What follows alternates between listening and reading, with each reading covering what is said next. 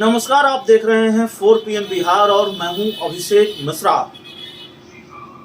कल से इस बात की चर्चा है और लगातार हम भी ये चर्चा कर रहे हैं कि जेडीयू की जो राष्ट्रीय कमेटी बनी है और उनमें जिनको जगह दी गई है, कुछ ऐसे नाम हैं जिनको जगह नहीं दी गई और कुछ ऐसे नाम हैं जिनको जगह दी गई।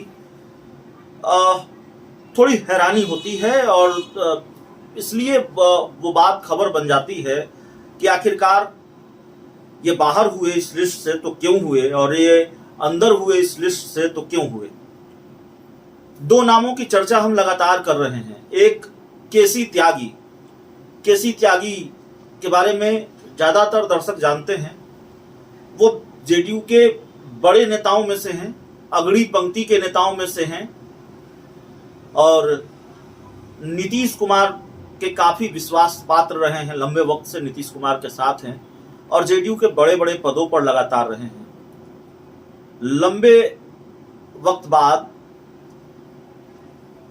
केसी त्यागी की छुट्टी हो गई है। राष्ट्रीय कमेटी का जो ऐलान हुआ उसमें केसी त्यागी नहीं है, लेकिन इस बात से ज्यादा चर्चा इस बात की है कि गुलाम रसूल बलियाबी इस लिस्ट में हैं। गुलाम रसूल बलियाबी इस लिस्ट में क्यों है, इस बात की चर्चा हो रही है। गुलाम रसूल बलियाबी ने हाल के दिनों में कुछ ऐसे बयान दिए थे जिससे न तो नीतीश कुमार इत्तेफाक रखते हैं और न ही जेडीयू इत्तेफाक रखती है। गुलाम रसूल बलियाबी ने जो कहा था उससे नीतीश कुमार की इस बात को डेंट लग रहा था।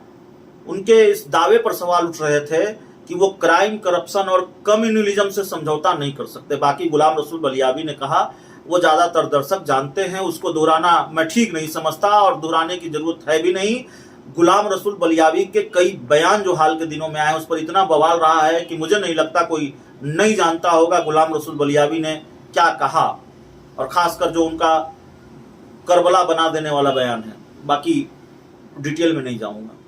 तो गुलाम रसूल बलियाबी को जगह क्यों दी गई, इसको समझने की कोशिश हमने की है। बहुत लोग कह रहे हैं, राजनीति के जानकार मानते हैं कि एक खास तबके की नाराजगी से बचने के लिए कोई गलत मैसेज न जाए खास तबके में। 2024 में लोकसभा का चुनाव भी है, वोट बैंक पर उसका असर न हो, इसलिए ये सब फैसले नीतीश कुमार ने किए हैं। हो सकता है ये वजह रही हो और शायद ये वजह है भी, लेकिन एक महत्वपूर्ण वजह और है, एक प्रमुख वजह और है जो मुझे समझ में आती है। गुलाम रसूल बलियाबी नीतीश कुमार की टीम में इसलिए भी है, और देखिए एक दिलचस्प बात मैं आपको बताना चाहूंगा और उससे आप समझ पाएंगे कि क्यों गुलाम रसूल बलियाबी का राष्ट्रीय महासचिव बनाया जाना एक बड़ी खबर है और दिलचस्प खबर है। गुलाम रसूल बलियाबी ने जब विवादित बयान दिए थे तो जेडीयू के नेताओं से जब हमारी बात होती थी, जेडीयू के एक नेता से जब हमारी बातचीत हुई थी, तो उन्होंने कहा था कि गुलाम रसूल बलियाबी पता नहीं पार्टी में है भी नहीं, उन्होंने पार्टी की सदस्यता ली भी है नहीं ली है, पूरी तरह से किनारे किया था। गुलाम रसूल बलियाबी पर हमला किया था और अब गुलाम रसूल बलियाबी जेडीयू के राष्ट्रीय महासचिव बना दिए जाते हैं। तो इसलिए ये बड़ी दिलचस्प खबर है। तो हमने जो समझने की कोशिश की है, गुलाम रसूल बलियाबी जरूरत क्यों है ललन सिंह की, जेडीयू की, नीतीश कुमार की। आरजेडी के अंदर बयानवीरों की फौज है। सुधाकर सिंह नीतीश कुमार को शिखंडी कह देते हैं, शिवानंद तिवारी कह देते हैं नीतीश कुमार आश्रम चले जाए, और एक के बाद एक कई बयान। प्रोफेसर चंद्रशेखर का बयान आप देख ही रहे हैं। और कमाल की बात है कि तेजस्वी यादव इन सारे बयानों से पल्ला झाड़कर निकल लेते हैं। सुधाकर सिंह पर कार्रवाई होगी, कब होगी उसका इंतजार अभी भी किया जा रहा है। प्रोफेसर चंद्रशेखर हैं कि चुप होने का नाम ही नहीं ले रहे हैं। सुरेंद्र यादव का बयान सेना को लेकर, शिवानंद तिवारी का बयान नीतीश कुमार आश्रम चले जाए, जगदानंद सिंह का बयान नीतीश कुमार दिल्ली संभालेंगे, तेजस्वी बिहार संभालेंगे। हालांकि अब तेजस्वी यादव ने तो कह दिया कि वो मुख्यमंत्री उनको बनना ही नहीं है। तो आरजेडी में जिस तरह से एक के बाद एक बयानवीर हैं और वो अपने बयानों से नीतीश कुमार और उनकी पार्टी को असहज करते रहे हैं, नीतीश कुमार को भी एक बयानवीर की जरूरत थी या बयानवीरों की जरूरत है। नीतीश कुमार को भी कुछ तगड़े बयानवीर चाहिए, ऐसे बयानवीर चाहिए तो, और तगड़े से ज्यादा ऐसे बयानवीर चाहिए कि वो बयान दें, आरजेडी को समय समय पर आईना दिखाते रहें, धोते रहें कहिए। जिस तरह से आरजेडी के बयानवीर जेडीयू को हंस कर रहे हैं, नीतीश कुमार के खिलाफ कई बार बयानबाजी कर देते हैं, तो उसी तरह के कुछ फायर ब्रांड बयानवीर चाहिए नीतीश कुमार को भी। गुलाम रसूल बलियावी की छवि ऐसी है, और हाल के दिनों में जिस तरह से उन्होंने बयान दिए हैं, उनके बयानों पर जिस तरह का बवाल हुआ है, तब तो खास तौर पर कहा जा सकता है कि ऐसी छवि उनकी बनी है। तो कम से कम नीतीश कुमार को ऐसे बयानवीर चाहिए कि जो आरजेडी पर पलटवार कर सके समय आने पर, और आरजेडी के हमले का जवाब दे सके, ईंट का जवाब पत्थर से दे सके, और फिर गुलाम रसूल बलियावी के बयान से पल्ला भी झाड़ा जा सके कि भाई अब देखिए उनकी छवि तो ऐसी ही, वो तो बयान देते ही हैं।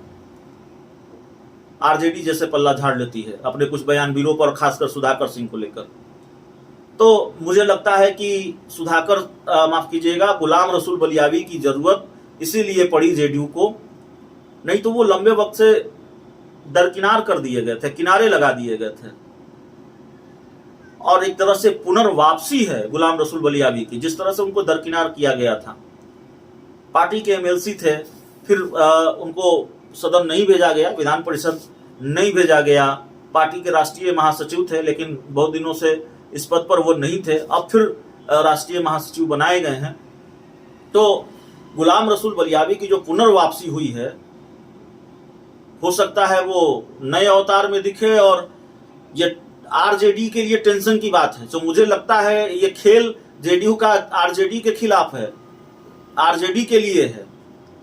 चिंता आरजेडी को होनी चाहिए गुलाम रसूल बलियावी के पुनर्वापसी पर। इस पूरी चर्चा में, इस पूरी बातचीत में इतना ही। और देखिए, जाहिर तौर पर यह सवाल तो बनता है, जिस तरह से गुलाम रसूल बलियावी की एंट्री हुई है, लंबे वक्त से वो किनारे लगा दिए गए, और अब अचानक गुलाम रसूल बलियावी सामने आ जाते हैं और राष्ट्रीय महासचिव बना दिए जाते हैं। सब कुछ अजीब नहीं क्या? बिल्कुल अजीब है। और जाहिर तौर पर ये सवाल थे, इसको समझने की कोशिश भी हमने की, और मेरी जो राजनीतिक समझ कहती है वो यही कहती है कि गुलाम रसूल बलियावी एक विस्फोटक बयानवीर हैं, जो अपने बयानों से बवाल पैदा करते रहे हैं। अब आरजेडी के बयानवीर नीतीश कुमार और जेडीयू को असहज करते रहे हैं, तो चूंकि नीतीश कुमार और जेडीयू को भी ऐसे बयानवीर की जरूरत थी, सो वो वैकेंसी फुलफिल हो गई है, वो वैकेंसी पूरी हो गई है गुलाम रसूल बलियावी से। आरजेडी अब चिंता करे, गुलाम रसूल बलियावी को नीतीश कुमार ने सामने ला दिया है, ऐसा समझा जा सकता है। इस पूरी चर्चा में इतना ही। बहुत बहुत धन्यवाद।